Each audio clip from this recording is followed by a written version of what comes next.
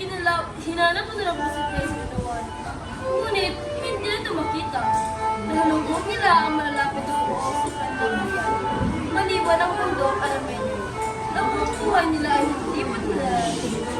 Nang marating nila ito, nabighali siya sa kabilaan ng mga talawin. Ang mga puno na nagbumiti sa bungan at parang hiwalig na bawal sa kapatid. Sa di kalayuan, nakita na daw si President Noel. Igo, si Junuan.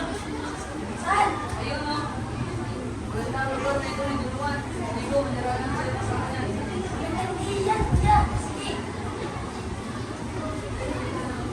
Juan, aming bunso. Nagagala ka namin makita ulit. Magandang hook na ito. Dito na naman kayo na yung nagagala. Magandang ideya, kaya bagay, mabubuhay. Ay. Tara, lumating natin ang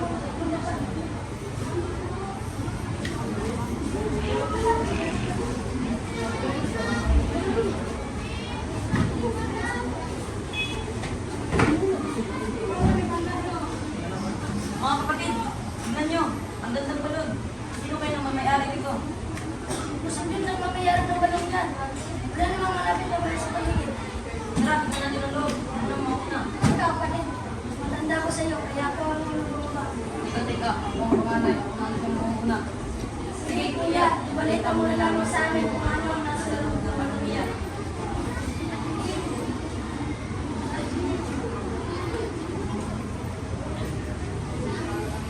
Kuya, anong meron doon? Kuya, ba't parang mga plaka? Dilim, bakit nakalalim ng balon? Hindi ko narating ang ilalim. Ngayon, ako naman ang makuha.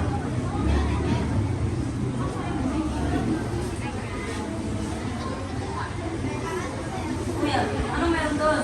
Yun doon, yung punta ka na Dilim, ikaw napakalalim ng balon. Hindi ko rin narating yung ilalim. Kuya, ako naman ang bababa.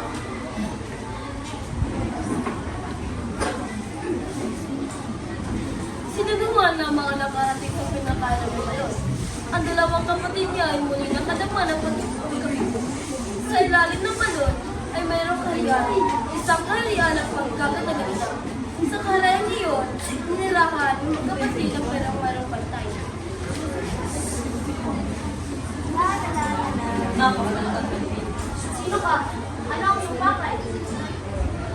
Gandang Pilipino. Saan ang masakay na ako pagkakagin? Naparito mo na ako para ako. Ngunit kumakita kay ayaw ko na sa nabiyag ako na ng sinasabi. Kay tamis na kayong mga salita. Ngunit, ayoko. Magandang Pilipino. Ako ay ikaw. Nakausay-say ko nga akong buwan. Kasali sila na ako sa makita. Kung pwede din naman, gawin pa tayo.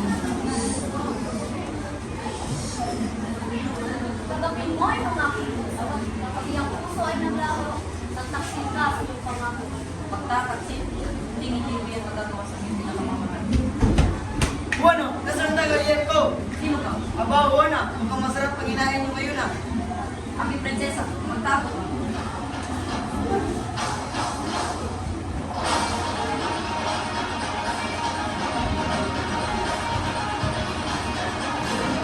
Tuwan! Halika na aking mahal at tayo magpakasal. Sandali! Hindi mo tayo pwedeng umalis. Kapatid ko! Hindi ko siya pwedeng iwan. Nasaan siya? Iiyon ganun na lamang iniyo ko. Tulad ko, kapatid ko ay mayroong pantay. Ang pantay niya ay mas mahirap mapatay. Ito ang ulo ng ahas na ito at kahit putulin mo mga ito, tubo at tubo pa rin ito. Wala akong ibang nga hindi ko may pasaya aking prinsesa. Ako ay ayaw ko na sa iyong kapatid at siya'y aking iniligtas. Sa pagalit sa Tunawari, nalangkutan na lang mag-ito. Pagdatingin nito sa palaking pinalagyan ng prinsesa ni Nora, nabighali ito sa kanyang kagandahan. Tila pa nakalimutan na ang sintang minamahal. Napakagandang Pilipino. Sino ka? Bakit na nandito? Patawarin niyo ako sa aking kapangasan. Ngunit naparito ako ang pabalik. Ginoo, hindi mo ba nalalaman ang buhay mo na sa pagalit dahil sa serpienteng nagbabantay sa akin? Mapanganib man ang aking harapin, kung ito nga aking kapalaran. Wala na akong nagawa kundi sa tabi ito ng aking buwan. Ang tunay ng kamatayan ay ang ikaw sa lalim. Ikaw ay nagbibiro, Ginoo. Mga pagsuri iyan ay hindi totoo. Ikaw ay lumalayo-layo kapag hindi kita kailangan. Buhay mo ay nasambangan.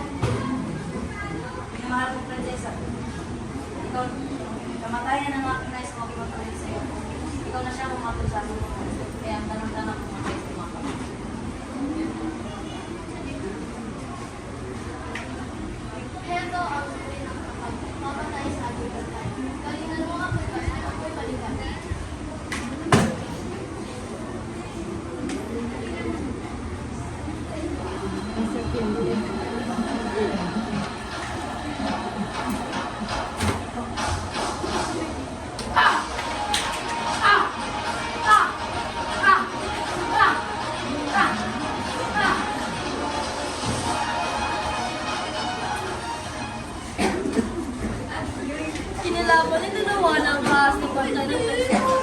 Ito ay napatay niya. Salamat sa tulungan ko at binigay ng prinsesa. Nang mapatay ay bumalik sa dalawang prinsesa at umakyat sila sa balon. Pagdating na sa itaas, anong inggit ang nadama ng dalawa niya kapatid?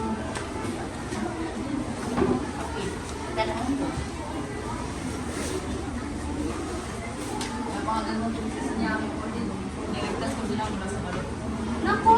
Ang singsing ko! Naiwan ko ang singsing ko sa ibabang ng mesa. Paano ba naman na? Huwag kang magalala. Yung prinsesa tukunin ko. Yung saksi.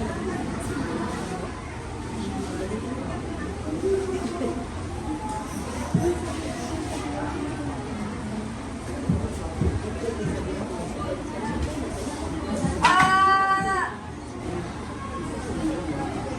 Tulungan!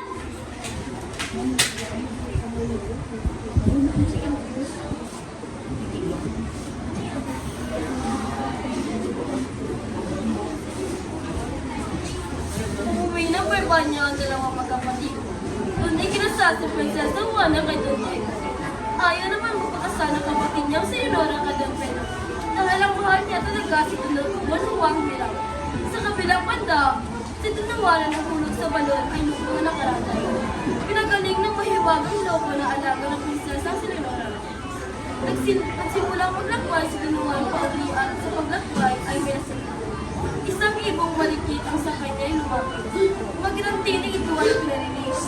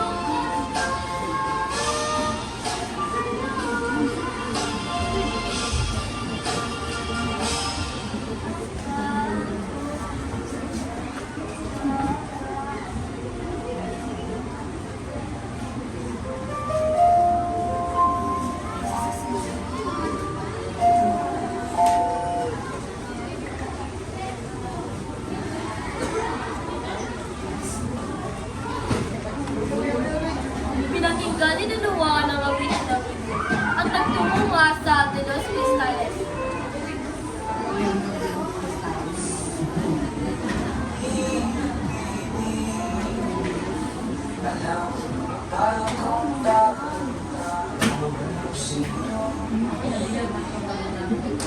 Makita mo lang sa ako yan ang mga iba niya ko yan. Pagkawin sa niya. Naparito upang ito nila. Kaya Tumindig ka, yung sinasabi mo. Sa ating pagsusuyo, ang magiging ang ay isang prinsesa sa kaharian ng Pilipinas. Tumingin ka sa paligid mo, lahat ng magiging pagtulutan ay buhay. Noon, iyan ang bibigay ng pagkasal ng aking ama sa mga musik ng kamuntay sa kanyang kasal. Ngunit, aking mahal, hindi ko kaya ang Panginoon. Kaya bumalik sa palasyo at ibigyan ng pagkakasal.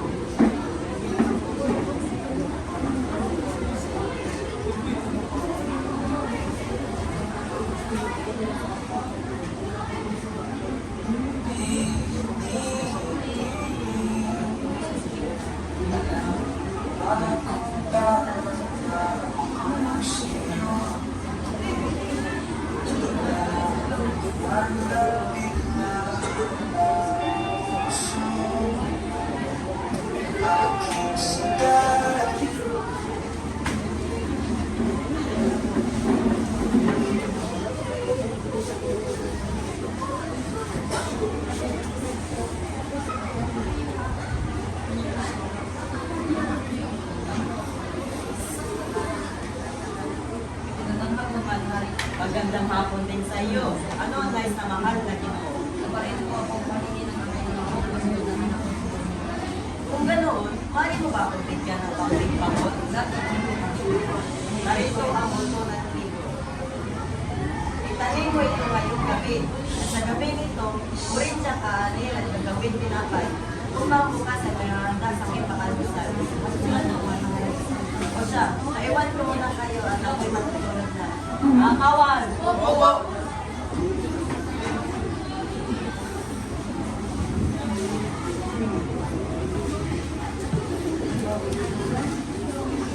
Aking mahal, mukhang ito din dami na pagawa sa akin ng Ama. Ito ang magalala, hindi kita kaya ang mga o siya, tayo lahat siya matulog tayo sa gawa ng panahon.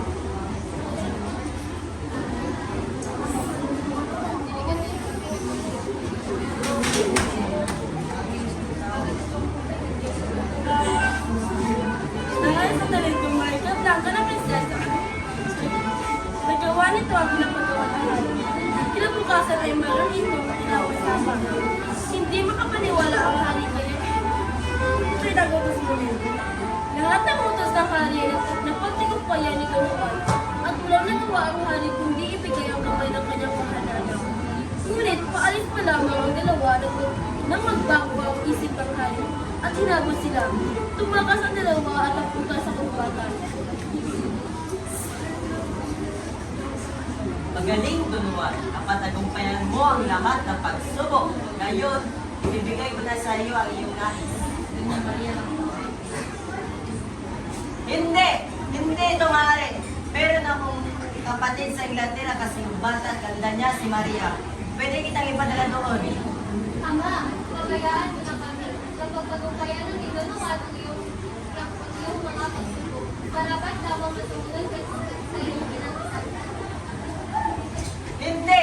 Mga kawan, habulin na lakpin sila! Opo. Sinusumpa ko na hindi kayo magkakatuluyan. Sa pagdating nito na sa Birbadya, makakalimutan niya si Maria at sa iba-iba pa kasal.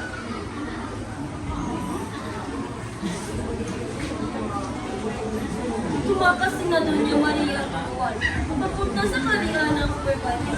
Ngunit sila'y walang tigil na hinabol ng kanyang pagkabang kulubin. Kaya't napilitan si Maria na gamitin ang kanyang wika. Si Haring Salermo ay namatay dahil sa sama ng buwan. Ang buong bayan ay naglusa.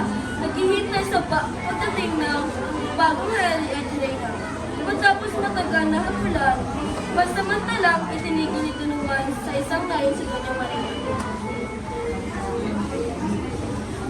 Aking mahal, muna'y babala sa gawan niya upang ipaalam na tayo ikakasal. At babalikan kita mga. Ako'y maghihintay sa iyong pagkabalik.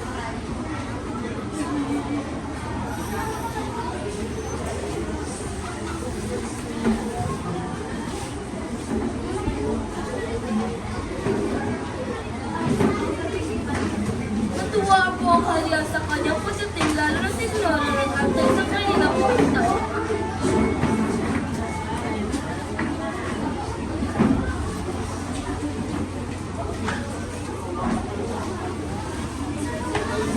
Juan!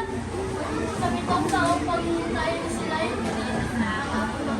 Mahal na hari, ang pagpapasal sa iba at sila sa aking mahal. Kaya ngayon nandito siya, anong saya?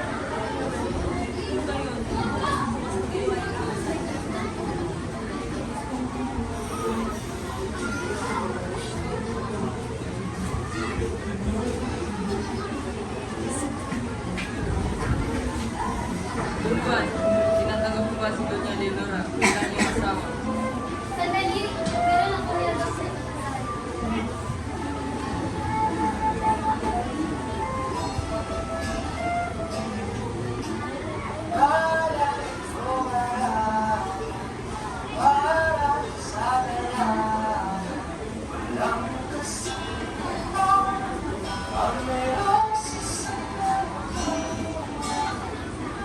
Ikaw nga, Maria, aking mahal.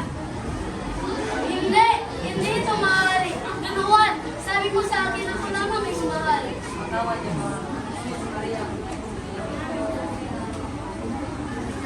Sandali!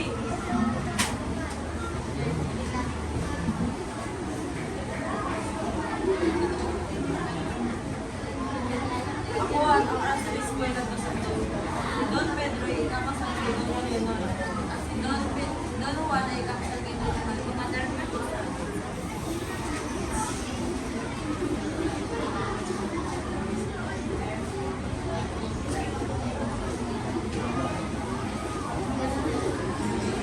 Don Pedro, tinatanggap ko ba si Doña Maria bilang Leonora bilang iyong asawa? Doña Leonora, tinatanggap ko ba si Don Pedro bilang iyong asawa? Don Juan, tinatanggap ko ba si Doña Maria Maria bilang iyong asawa? Oh, Doña Maria, tinatanggap ko ba si Don Juan bilang iyong asawa? Maaari, sa ngayon, maaari niyong yakapin ang iyong kabiyak sa buhay. Mabuhay ang bagong kasal! Mabuhay!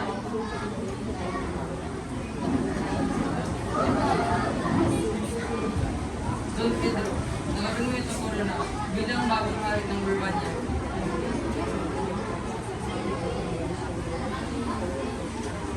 Doña Leonora, nagawin mo itong corona bilang bagong reyna ng